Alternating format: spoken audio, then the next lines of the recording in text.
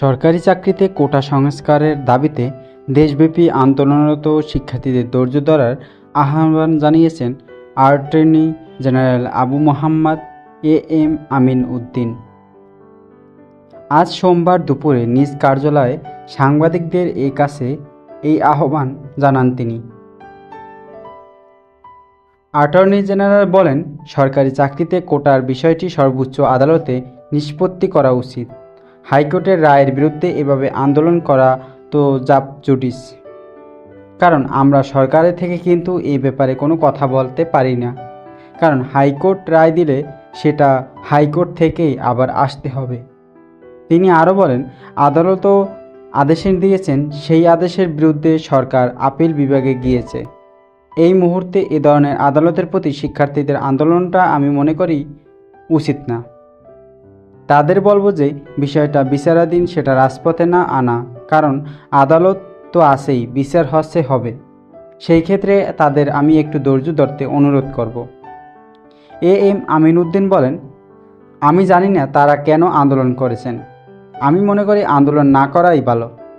সরকারি চাকরিতে সাবেক প্রথম ও দ্বিতীয় শ্রেণী মুক্তিযোদ্ধা কোটা নিয়ে আন্দোলন না করাই উচিত। আগামী বৃহস্পতিবার বিষয়টি ফের শুনানির জন্য আসবে। আমরা বুধবারও যদি পূর্ণাঙ্গ রায় পাই তাহলে সিপি নিয়মিত আপিল করব। প্রসঙ্গত 2018 সাল পর্যন্ত বাংলাদেশের সরকারি চাকরিতে 56% কোটা ছিল।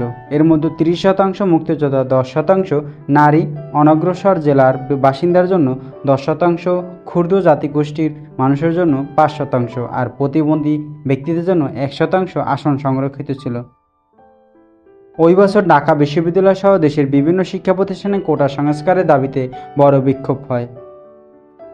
কোটা ব্যবস্থা সংস্কার করে 56% থেকে 10% নামিয়ে আনার দাবি জানিয়েছিলেন তখনকার আন্দোলনকারী শিক্ষার্থীরা।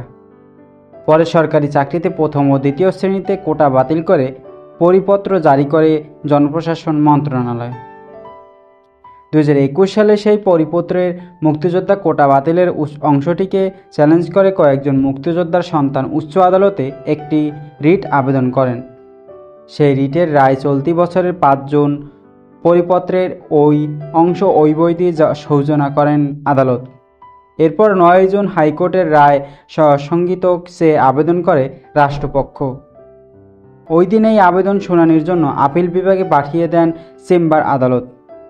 সেদিন attorney general M Amin Uddin বলেছিলেন, সরকারি চাকরিতে প্রথম ও দ্বিতীয় শ্রেণীর মুক্তিযোদ্ধা কোটা পদ্ধতি বাতিলের সিদ্ধান্ত অবৈধ ঘোষণা করে হাইকোর্টের রায় বহাল থাকবে নাকি বাতিল হবে এ বিষয়ে আপিল বিভাগ চূড়ান্ত সিদ্ধান্ত নেবেন।